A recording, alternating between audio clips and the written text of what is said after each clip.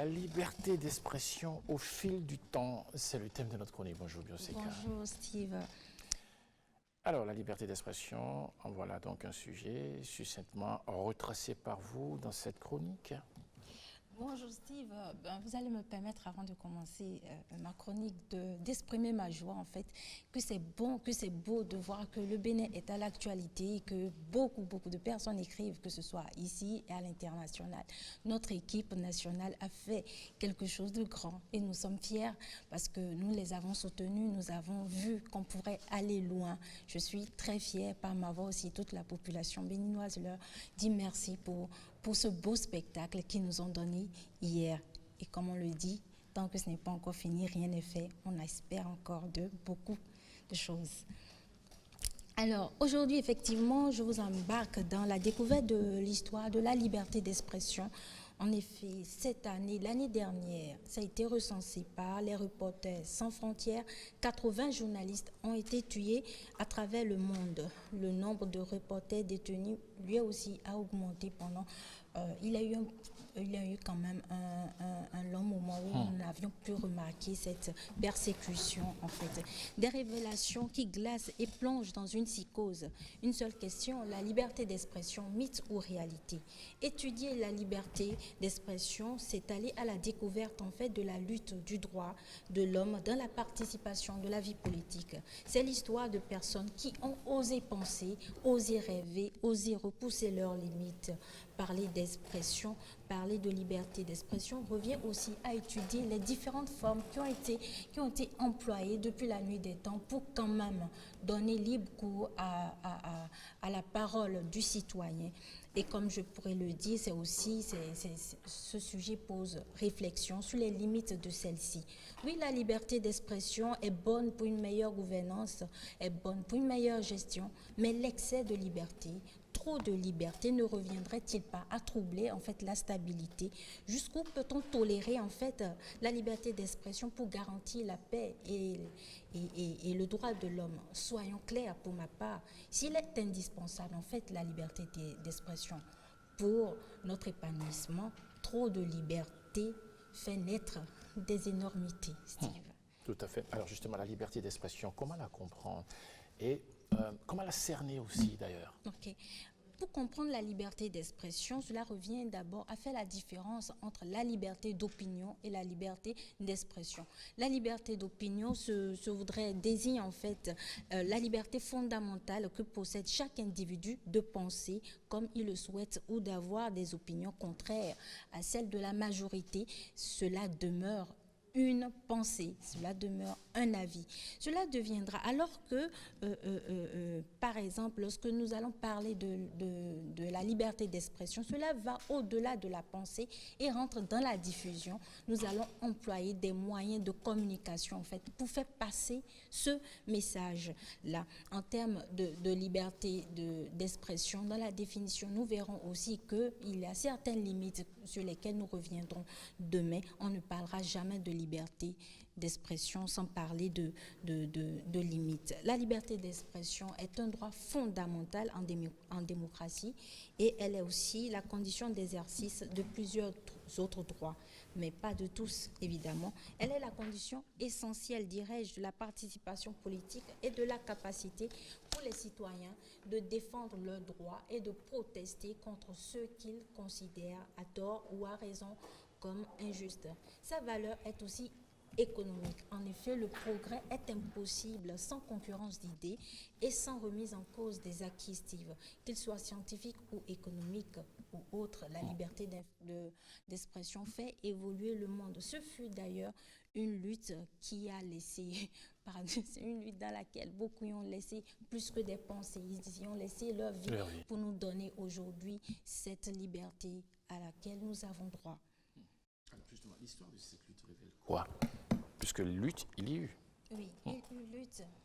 Pour remonter déjà dans l'Antiquité, il y a la conception, il y a la relation, la fusion entre la politique et la religion.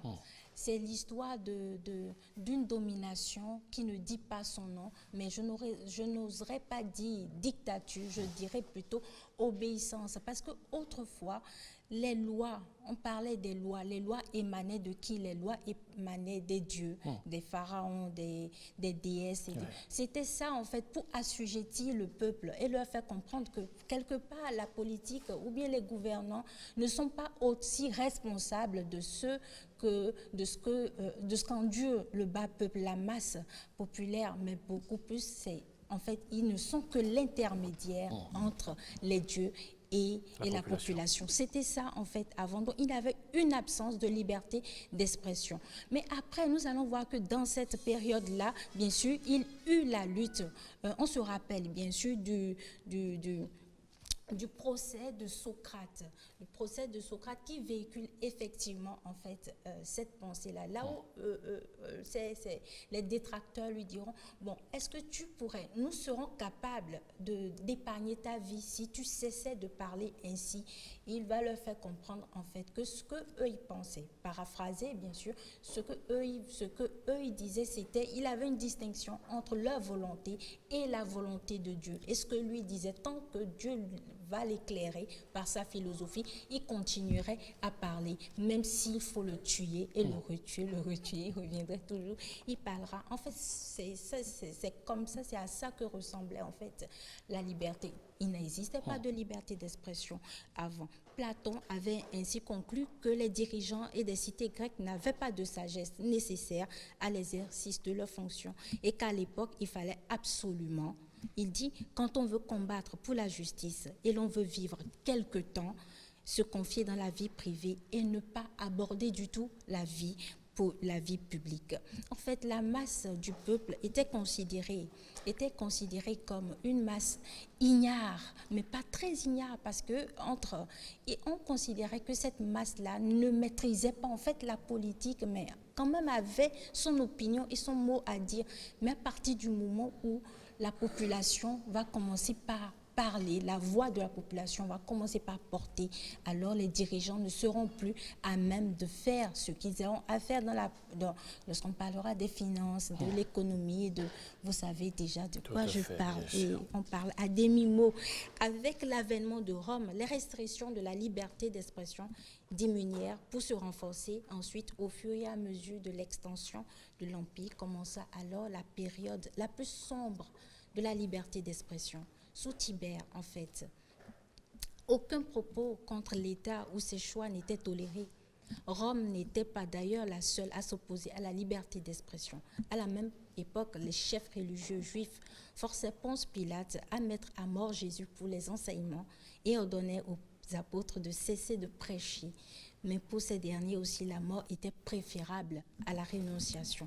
Nous allons voir dans cette période-là une certaine revendication, une certaine renaissance du pouvoir de la réflexion intellectuelle. Une fois passées les luttes intestines du dernier siècle de la République romaine et du premier siècle de l'Empire, la liberté d'expression fut pour la première fois dans l'histoire des civilisations respectée au deuxième et au troisième siècle. On peut penser ce que l'on veut et dire ce que l'on pense. Écrit tactique, un contemporain de Trajan. Une forme de tolérance à la parole voit ainsi le jour à la Renaissance portée par le courant humaniste, amplifié par le développement de l'imprimerie, s'efforcera de présenter en fait l'expression des convictions comme moyen d'accomplissement personnel et de l'émancipation de l'individu, en plaidant notamment pour la tolérance à l'approche de la différence des croyances religieuses. Nous tendons petit à petit vers l'expression, en fait de l'expression, si je me répète, de l'opinion. L'expression d'opinion commence par prendre forme du moment où ça commence par être véhiculé. Ils vont autoriser cette fois-ci à ne plus aller à la guerre. La guerre de la parole va commencer, la confrontation. C'est comme ça que naîtra la liberté d'expression. Je mène des idées, vous n'êtes pas d'accord, on fait des confrontations. Mais là, il n'y a plus moyen, c'est plus comme au temps de Socrate où, lorsque vous n'êtes pas d'accord, allez, on décapite.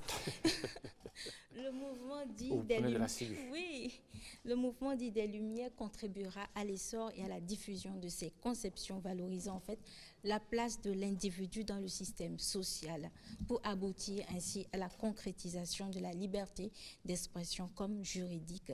Sans liberté de blâmer, il n'est pas d'éloge flatteur. Je le disais au début de ma présentation. Oui, en fait, la liberté d'expression, c'est bien pour une meilleure gestion, c'est bien pour la gouvernance, c'est même bien pour l'épanouissement personnel. Mais trop de liberté fait naître des énormités dans la mesure où on dépasse les libertés individuelles pour entrer en fait dans celle de l'autre pour l'incriminer. Nous allons voir ça demain, une autre histoire. C'est-à-dire que la liberté devient le libertinage. Le libertinage. Merci beaucoup, Bioseka. Je vous en prie.